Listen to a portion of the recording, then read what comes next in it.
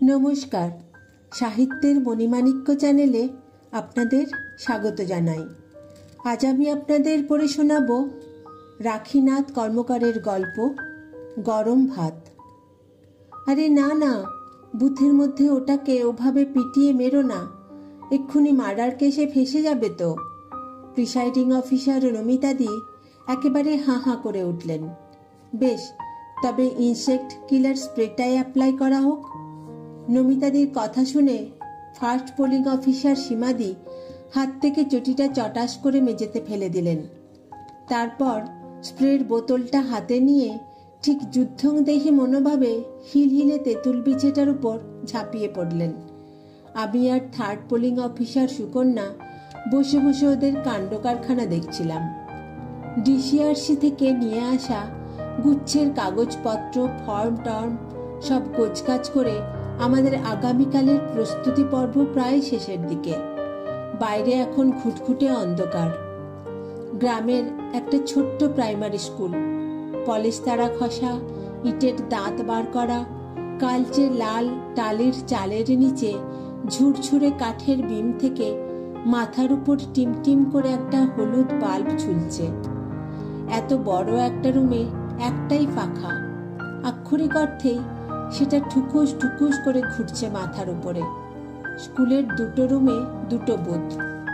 পাশের রুমে অন্য মহিলা বুথের ভোটকর্মীরা তাদের কাজে ব্যস্ত। গ্রামের একেবারে শেষ প্রান্তে খানকয়েক মাটির বাড়ি, সেগুলোর মাঝখান দিয়ে কিছুটা এগিয়ে একটা নির্জন মাঠের উপর স্কুল বাড়িটা। স্কুলের তিন দিকে নিঝুম অন্ধকারে ডুবে থাকা তিনটে মজা ডোবা। পাড়ের ঝুরঝুরে ভেজা নরম মাটিকে আঁকড়ে ধরে জালের মতো বিছিয়ে আছে হেলে পড়া থমথমে গাছেদের শিকড়। নিস্তব্ধ বাঁশবাগানে চুইয়ে পড়া চটচটে আধারের বুকে টুপটাপ জোনাকিরা জ্বলছে নিভছে, চারপাশটা যেন খাঁ খাঁ করছে। দিমুনি আসবো? অচেনা গলার আওয়াজ শুনে দরজার দিকে তাকালাম। বছর 55 একটি কালো কুলো বেটে খাটো লোক দাঁড়িয়ে আছে। পরনে খাটো লুঙ্গি, হলদেটে গেঞ্জি, কাঁধে গামছা। এগে ভোটের সময় এখানে খাওয়া দাওয়ার ব্যবস্থাটা আমিই করি। তা আপনারা রাতে কি খাবেন দিবনিরা, ভাত না রুটি? আমরা কিছু বলার আগেই প্রিসাইডিং অফিসার নমিতাদি ভুরু কুচকে বললেন, না না, ভাত না, রুটি ভালো। রুটির সঙ্গে কি আছে? এই জ্যৈষ্ঠের গরমে রাতে আমার মোটেও রুটি চিবোতে ইচ্ছে হচ্ছিল না, কিন্তু কেউ কিছু বলল না দেখে আমি চুপ মেরে গেলাম। লোকটা 32 বাটি বের করে হেসে বলল, সে আপনারা যা বলবেন, ডিমের তরকারি, সবজি, আলুর ঝোল। তা ওই আলুর ঝোলই দাও তাহলে আমাদের। তা আমাদের 6 জনের জন্য কত টাকা দিতে হবে এখন? লোকটা লজ্জায় জিভ কাটল। কি যে বলেন দিমুনি, আগে তো আপনারা খাওয়া দাওয়া করেন, টাকা পাওয়ার কথা পরে হবে খন। বছর 45 নমিতাদি একটু বিরক্ত হলেন। কর্কশ গলায় বললেন, না না, সে হবে না। কত টাকা লাগবে এখনই বলো, একটা রফা হয়ে যাক। তারপরে খাওয়া দাওয়া হয়ে যাওয়ার পরে বিশাল একটা অঙ্ক দেখিয়ে বলবে এত টাকা দিতেই হবে। সেটি বাপু হচ্ছে না। কলকাতার একটা হাই স্কুলের হেড টিচার নমিতাদি, ছেলে নাকি চার্টার্ড অ্যাকাউন্টেন্ট।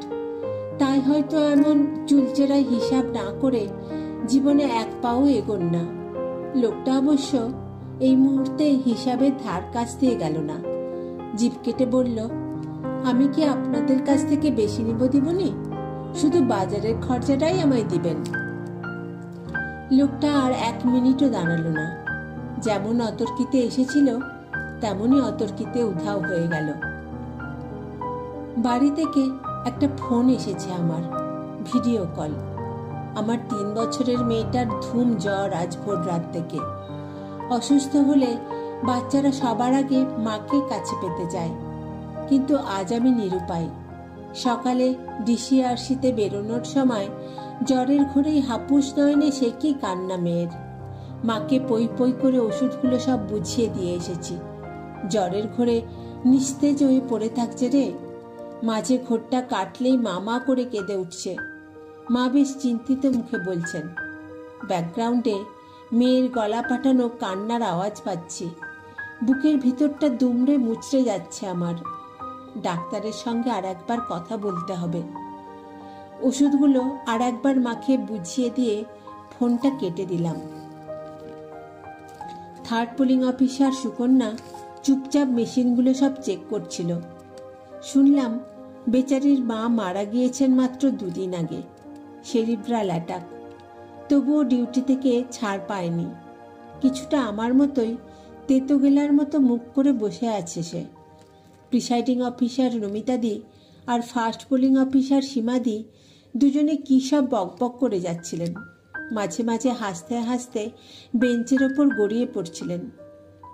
বাইরে ঝিঝির ডাক, রাত জাগা পাখিদের আওয়াজ ছাড়া আর কোথাও কোনো শব্দ নেই।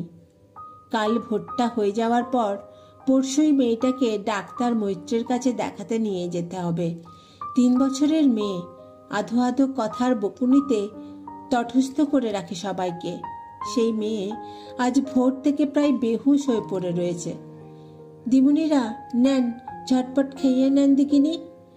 লোকটা দেখলাম কলা পাতায় মুড়ে খান 30 রুটি আর গামলায় আলু পটলের তরকারি, ডিমের ঝোল নিয়ে এসেছে। নমিতাদি হিসেব করতে বসে গেলেন। আমরা 4 জন ভোট কর্মী আর 2 জন মহিলা পুলিশ কর্মী। রুটি তরকারির দাম কত হবে? কাল সকালে চা খাবেন তো দিমুনিরা? হ্যাঁ, সঙ্গে শুধু শুকনো মুড়ি। দুপুরেও ভাত ডাল ছাড়া আর কিছু লাগবে না। আমাদের 6 জনের জন্য কত খরচ হবে জানিয়ে যাও। লোকটা টেবিলের উপর খাবারগুলো নামিয়ে দিয়ে এবারও মুচকি হাসল। নিশ্চিন্তে খান দিমুনিরা, আমি কি আর ব্যবসা করতেছি? লোকটা চলে যেতে নমিতাদি খসখসে গলায় বললেন, লোকটা মহা ধরিবাস্ত। কত টাকা লাগবে তা কিছুতেই বলছে না। এভাবেই মানুষের ঘাড় ভাঙে ওরা। সীমাদি ঘাড় নাড়লেন। আর বলো না, এমন অভিজ্ঞতা আমারও হয়েছিল গো, সেবার পঞ্চায়েত ভোটে গিয়ে। আজকের রাতটা যে কিভাবে কাটলো তা আমিই জানি। পারিপার্শ্বিক সমস্যার থেকেও অসহনীয় এই মানসিক অসহায়তা। উদ্বিগ্ন মনটা আমার সারাক্ষণই কেমন ছানা কাটা দুধের মতো ছাড়া ছাড়া হয়ে রয়েছে। ভোরবেলা মকপোল শুরু করার আগেই দেখলাম চা এসে হাজির, সঙ্গে মুড়ি, ঢেঁড়স আলুর তরকারি। ইতিমধ্যে বাড়ি থেকে আমার ফোন এসেছে 2 বার। জ্বরের ঘোরে মেয়ে কেঁদেই চলেছে। জ্বরটা কমার নাম নেই। মাকে বলেছি যেভাবে পারো বিকেলে ডাক্তারের কাছে নিয়ে যেও। সমীরও ফোন করেছিল। ফোনের ওপার থেকে চিৎকার করে চলেছে মানুষটা, মেয়েটার কিছু হলে তোমায় ছাড়বো না আমি। ওই সামান্য কটা টাকা মাইনের জন্য বাড়ি ঘর দোর ছেড়ে অসুস্থ মেয়েকে ছেড়ে গিয়ে পড়ে আছো কোথাকার কোন গণ্ডগ্রামে। লজ্জা করে না তোমার? মাল্টিন্যাশনাল কোম্পানির উচ্চপদস্থ কর্মী সমীর। বাবা মারা যাওয়ার পর মায়ের দায়িত্বটা নিতেই হতো আমাকে। বাবা চাকরি করতেন প্রাইভেট ফার্মে, পেনশন ছিল না। মায়ের জন্য সমীরের কাছে হাত পাততে আমি চাইনি। এই চাকরিটা অনেক ঘুমহীন রাতের শেষে, অনেক অপমানের শেষে, অনেক লড়াইয়ের শেষে সকালের সূর্যের মতো আলো ছড়িয়েছিল আমার একাকী আকাশে। অ্যাপয়েন্টমেন্ট লেটারটা পাওয়ার পরে সমীর চোখ সরু করে বলেছিল, তোমার চাকরির দরকার কি? কোনো অভাব রেখেছি আমি তোমার? দিব্যি খাচ্ছ, দাচ্ছ, ফুর্তিতে আছো, সংসার সামলাচ্ছ, মেয়েটাকে সামলাচ্ছ, পছন্দ হচ্ছে না? সুখে থাকতে ভূতের খিল খেতে ছুটছ? ডিএলএড কোর্সটা শেষ হতে না হতেই বিয়েটা হয়ে গিয়েছিল আমার। বাবা তখন খুবই অসুস্থ। বাবার এক সহকর্মী মারফত সম্বন্ধটা এসেছিল। পাত্রের বাবা মা মারা গিয়েছে, ভাই বোনও কেউ নেই, কোনো দাবি দেওয়াও নেই। মাল্টিন্যাশনাল কোম্পানির উচ্চ পদে রয়েছে। না, বাবা আর দেরি করতে চাননি। আমার বিয়ের বছরটাও ঘুরল না, বাবা চলে গেলেন। সেই মুহূর্তে সমস্ত সম্পর্কগুলো কেমন অজানা আগন্তুকের মতো সরে সরে যেতে শুরু করেছিল পাশ থেকে। কাকু কাকিমারা মুখ ফিরিয়ে নিয়েছিলেন। মাসি ফোন করাই বন্ধ করে দিয়েছিলেন। ফ্ল্যাটের ভাড়া বাকি পড়েছিল 3 মাস। এতদিনের সম্পর্ক বাড়িওয়ালার সঙ্গে, কিন্তু বাড়ি ছেড়ে দেওয়ার জন্য মাকে চাপ দিতে শুরু করেছিলেন। মায়ের কাছে গেলেই দেখতাম আমার সদা হাস্যমুখী মায়ের মুখে শ্রাবণের আকাশ নেমে এসেছে। না, সেই সময় কেউ পাশে এসে দাঁড়ায়নি, কেউ মাথায় হাত বুলিয়ে আশ্বাস দেয়নি। যে মানুষটা রোজ অফিস থেকে ফিরে এসে কোম্পানির লাখ লাখ টাকার হিসাব মিলিয়ে নিশ্চিন্তে পাশে শুয়ে নাক ডাকিয়ে ঘুমোতো, ঘরের 3 অঙ্কের হিসাব না মিললেই তার রাতের ঘুম কোথায় উধাও হয়ে যেত। তখনই মনস্থির করে নিয়েছিলাম আমি, চাকরিটা আমায় পেতেই হবে। প্রথমবারের পরীক্ষাতেই, হয় এবার নয় নেভার। অফিস ট্যুরে মাঝে মাঝেই সমীরকে বাইরে যেতে হতো। আমার পরীক্ষার সময়টা ও বেঙ্গালুরুতে ছিল তখন। এই চাকরির খবরটায় ও একটা বড় ধাক্কা খেয়েছিল। পায়ের তলায় পড়ে থাকা মনুষ্যতর প্রাণীটা হঠাৎ মাথা তুলে উঠে দাঁড়াতে চাইলে যেমন হয় আর কি। আসলে মানুষের মতো বাঁচতে গেলে যে তথাকথিত সুখের সংসারের লক্ষণ রেখাটা আমায় ডিঙোতেই হবে, সেটা ততদিনে আমি বুঝে গিয়েছিলাম। আমার মাস মাইনে সমীরের বিয়ের মাইনের প্রায় সমান। সমীরের কাছে সেটা চূড়ান্ত অসম্মানের, লজ্জারও বটে। সবে 1টা বছর হলো চাকরিটা পেয়েছি আমি। এক হাতে চাকরিটা পেয়েছি, অন্য হাতে ছেড়েছি সমীরের ঝাঁ চকচকে দোতলা বাড়ি, এসি সেডান গাড়ি, শপিং মলের বিলাসিতা, সুখের সংসার সব ছেড়ে এখন আমি প্রাইমারি স্কুলের দিদিমণি।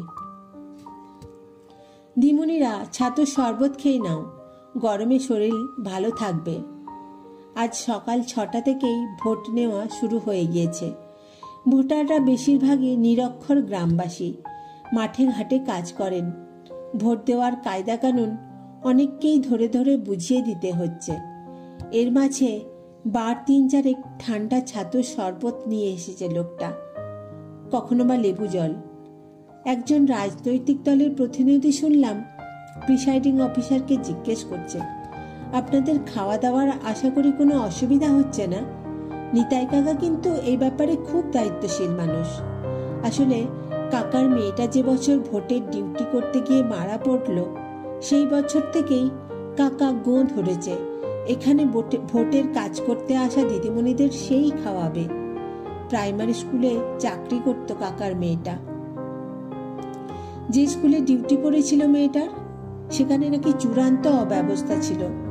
2 দিন নাকি শুধু মুড়ি খেয়ে কাটাতে হয়েছিল বেচারিকে। সেদিন গভীর রাতে বাড়ি ফেরার পথে একটা লরির তলায় চাপা পড়ে। আমাদের কথা বলার সময় নেই, শোনারও।